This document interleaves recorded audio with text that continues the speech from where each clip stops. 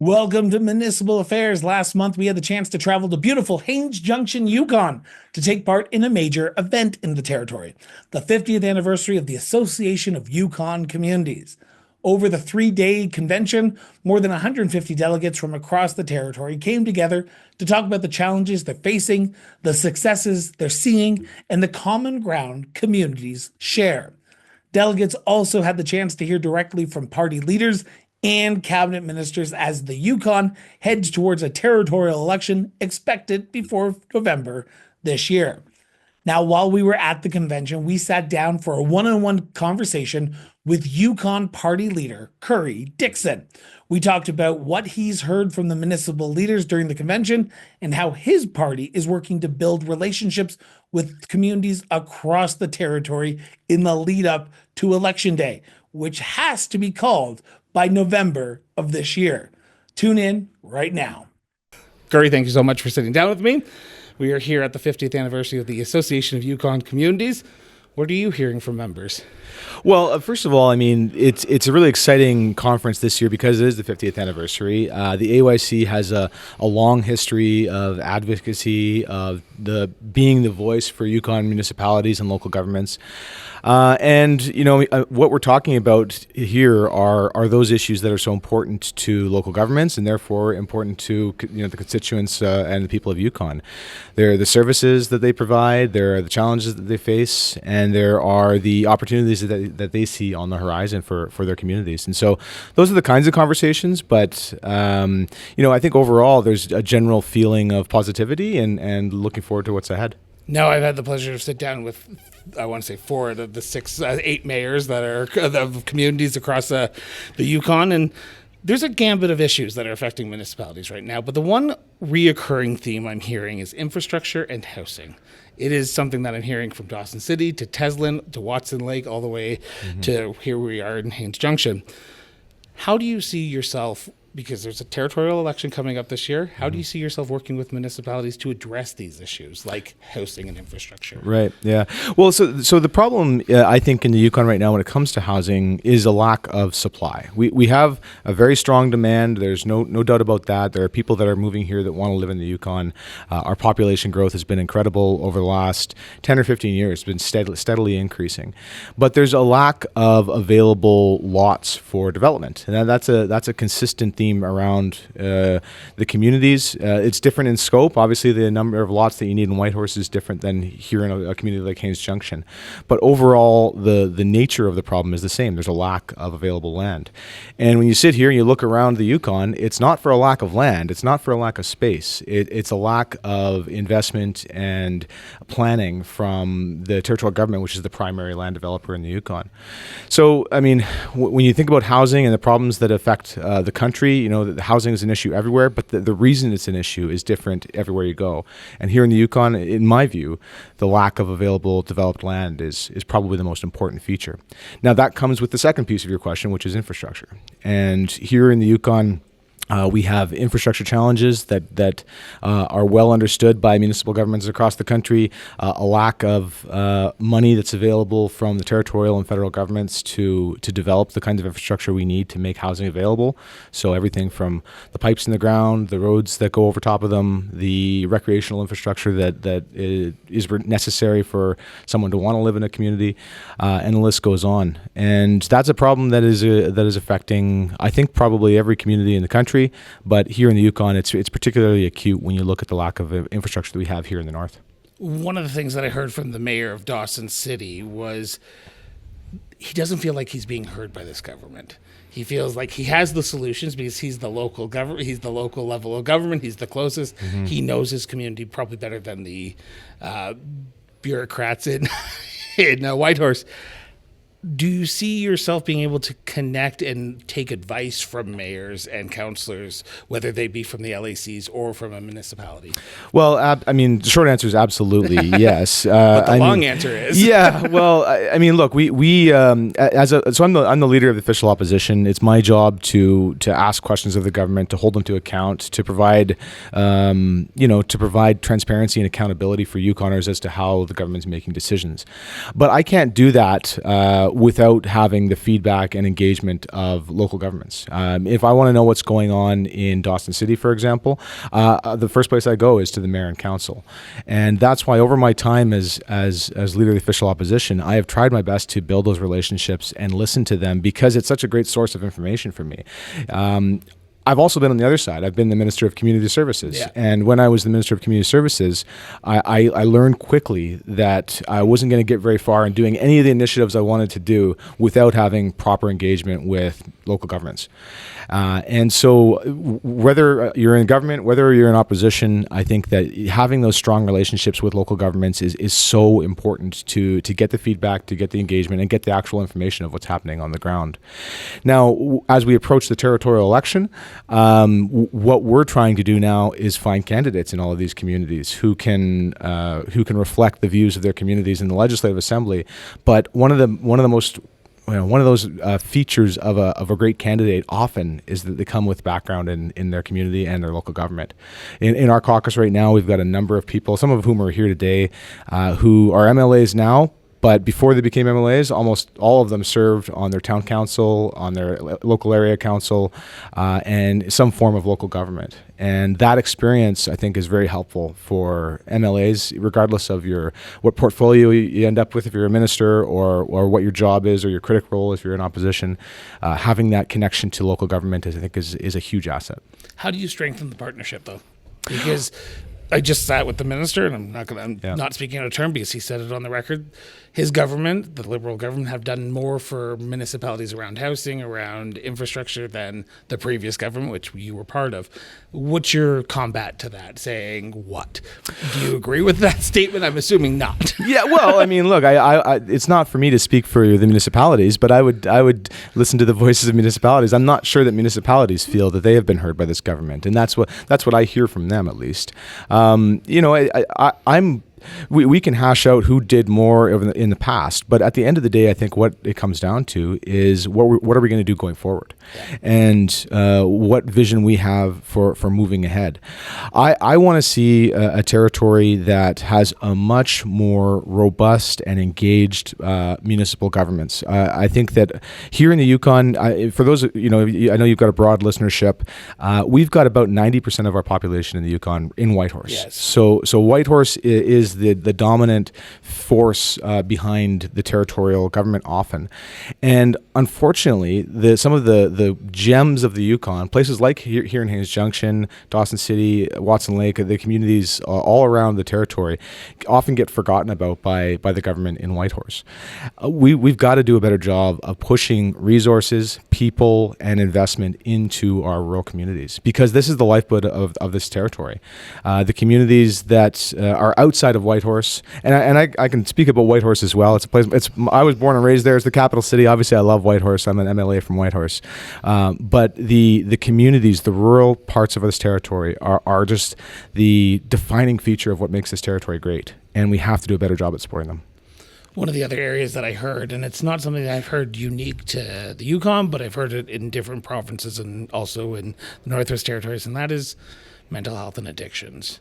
I was speaking to the mayor of Teslin, Gord Curran, yesterday about the challenges, and he said safety, community safety, mental health and addiction, and opioids are massive in his community. Not massive, I shouldn't say that broad stroke, but it is a concern of his.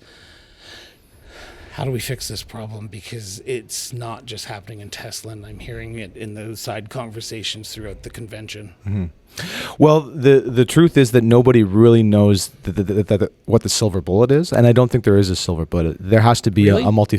I don't think that there's a silver bullet. No, I know it's a shocking I'm not trying to be rude. I'm not trying to be like. I'm just surprised that a politician would say that, right? Because they usually will say, "Here's how we're going to fix it." But you're saying there's going to be multifaceted ways. Yeah, well, I mean, look, the government right now, and the territorial government, and to some extent the federal government, has been very focused over the last number of years on harm reduction. Yes, and I think. There's some politicians in the country that hate harm reduction. They don't want any part of it. Safe supply is not something they want to see anywhere. I mean, we're in a federal election right now where the second major party is contemplating ending that completely.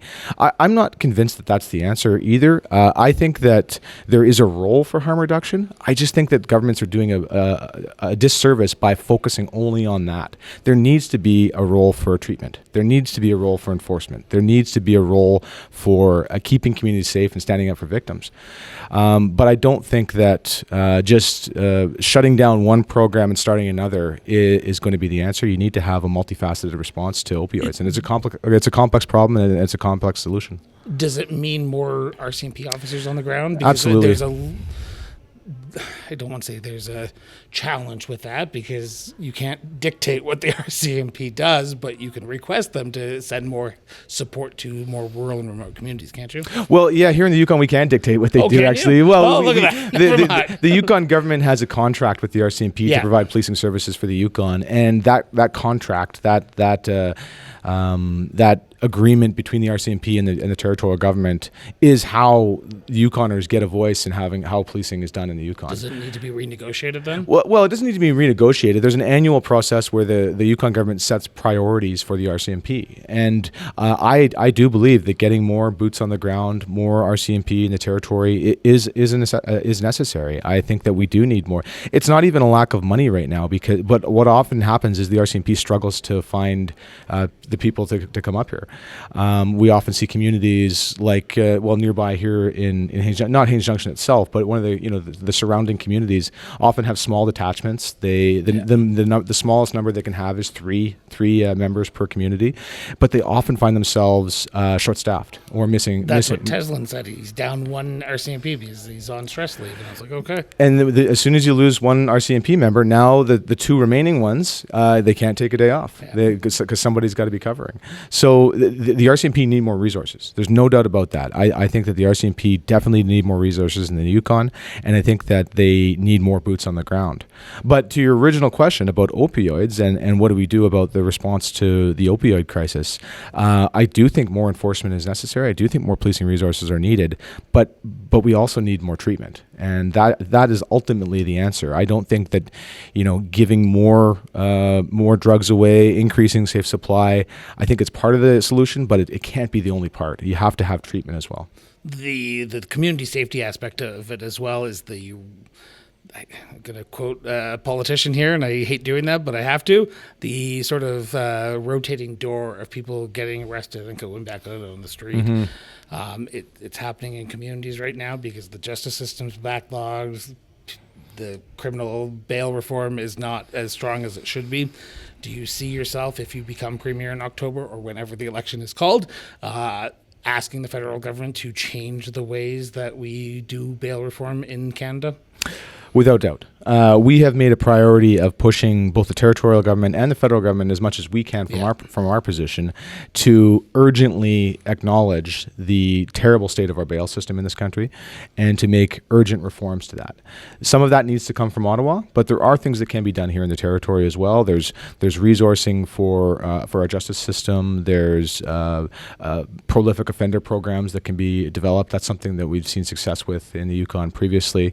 But at the end of the day, the bail system needs to be changed from the top, and that starts in Ottawa. And so we need a government that acknowledges that we've got a broken system and is willing to listen to communities like those in the Yukon to understand what that broken bail system means for everyday people. When they see people commit crimes, get arrested, and then be back on the street the next day, that's disheartening. It's obviously painful for the victims who have to see those people in their own small communities, and it just is a huge testament to the fact that the system is broken and it needs to be reformed. So we are strong advocates of significant bail reform in this country. One of the last areas that I've heard about, and this comes from the LACs more than the municipalities, is recreation. Recreation is huge in this province and this territory, and seems when I talk to the LAC councillors and chairs of their local community advisories, they want more recreational funding, but they can't afford it because they don't have the money to do it, but also they can't all build swimming pools, indoor swimming pools. Where do you see recreation in the future of the Yukon if you were premier? Well, I'm a big sports guy. I come from a sports background. I've was born and raised here in the Yukon. I've played pretty much every sport you can play here in the territory growing up, and still to this day. And I'm a huge believer in the power of sport and the power that sport has for youth, for adults, for bringing communities together. And that you're absolutely right that communities see recreation as a huge opportunity to develop and grow their communities. But that requires support from the government, and sport needs to be a priority. And it's often seen as a luxury that you're going to invest in sport once all the other important things are done.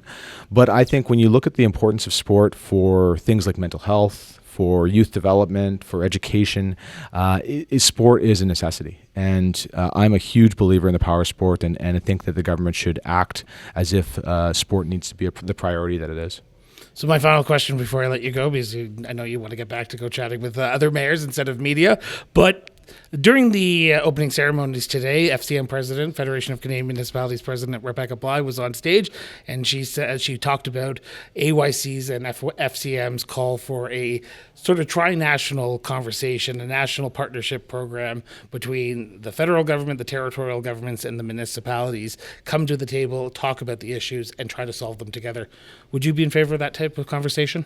Absolutely. I think that there's only so much money in the territory. There's only one taxpayer, right? Yep. And that taxpayer provides funding to the federal government, the territorial government, and municipal governments.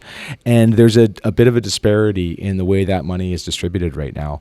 When you look at the services that municipalities deliver, when you look at the services that territorial governments deliver, and those that are delivered by the federal government, you realize that there's an imbalance. And I think that there needs to be a conversation about how we make our local governments financially sustainable over the long term. And you ask any mayor here or probably across the country, and they'll tell you that right now a lot of local governments are not financially sustainable over the long term. They need a new model for support.